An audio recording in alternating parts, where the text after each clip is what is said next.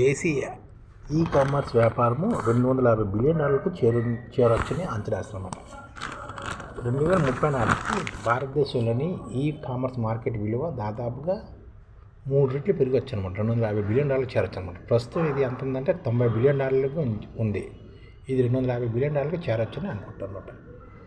Gen Z shoppers quick commerce వేగంగా విస్తృతంతో ఇందుకు ఇలాంటివి క్విక్ కామర్స్ జెన్జెడ్ షాపర్స్ పెరుగుతుండటంతో $250 బిలియన్ చేరవచ్చని లెక్కలు అనమాట. గూగుల్, డిలాయిట్ సంస్థలు రూపొందిన నివేదికలు ఈ విషయాన్ని వెల్లడయ్యాయన్నమాట. దీని ప్రకారం 2030 నాటికే భారత డిజిటల్ ఎకానమీలో 15 కోట్ల మంది కొత్తగా షాపర్స్ ప్రవేశిస్తున్నమాట. మొత్తం ఆన్లైన్ వ్యయాలు 22 కోట్ల పైగా ఉన్న జెన్జెడ్ వినియోగదారుల వాటా 45% చేరుతుందన్నమాట. దేశీయంగా ప్రజలు షాపింగ్ చేసే తీరుపై మారుతున్న నేపథ్యంలో ఈ కామర్స్ కీలక దశలో ఉందని గూగుల్ ఇండియా చెప్తున్నారన్నమాట.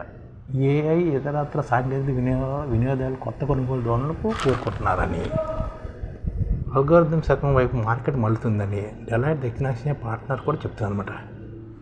డిజిటల్ జనులైన జెన్జెడ్ వినియోగదారులు ఈ మార్పును కారణమవుతున్నాయని వివరించారు. వినియోగదారులు తమ అవసరాన్ని వివరిస్తే ఏఐ దాన్ని విశ్లేషించుకుని సత్వరమైన సొల్యూషన్ కూడా అందించే జనరేటివ్ కామర్స్ వేగవంతంగా అమలులోకి వచ్చేందుకు దోహదపడుతుంది అంటున్నారు. మరిన్ని కీలక అవసరం ఏంటంటే ప్రస్తుతం పట్టణ ప్రాంతాలు విస్తృతంగా ఉన్న క్విక్ కామర్స్ మార్కెట్ రాబోయే రోజుల్లో $50 బిలియన్ చేరవచ్చు అనమాట. ఈ విభాగంలో కొనుగోలుదారుల సంఖ్య రెట్టింపై 7 కోట్లకు కూడా చేరవచ్చు. ఈ మార్కెట్లో ద్వితీయ నగరాలు అంతకన్నా చిన్న పట్టణాల వినియోగదారుల వాటా 30%గా ఉంటుందన్నమాట. 2030 నాటికి మొత్తం క్విక్ కామర్స్ వ్యయాల్లో సౌందర్య సాధనాలు, ఫ్యాషన్, ఎలక్ట్రానిక్స్ వంటి ఆహారేతర కేటగిరీల వాటా 40% చేరుతుందన్నమాట. తద్వారా ఆయా విభాగాల స్పెషలిస్టులకు $10 బిలియన్ వ్యాపార అవకాశాలు లభిస్తాయి.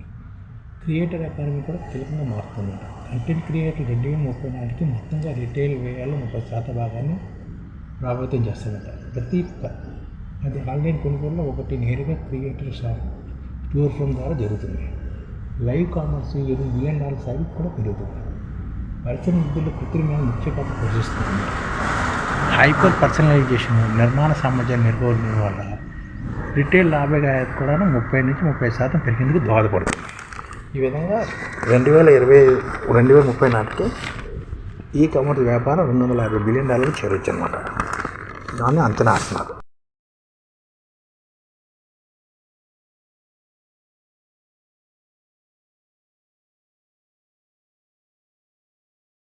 ఈ ఛానల్ ముఖ్య ఉద్దేశం ఏంటంటే మన తెలుగు రాష్ట్రాల్లో 1 కోటి మందికి సంఘటిత రంగాల్లో ఏ విధంగా ఉద్యోగాలు ఇవ్వవచ్చు, కనీస నెల జీతం 30,000 వరకు ఏ విధంగా ఇవ్వవచ్చు, ఏ విధంగా చేస్తే ఉద్యోగాలు సృష్టించబడతాయో వివరిస్తూ ఈ ఛానల్ వీడియోలు వస్తాయి.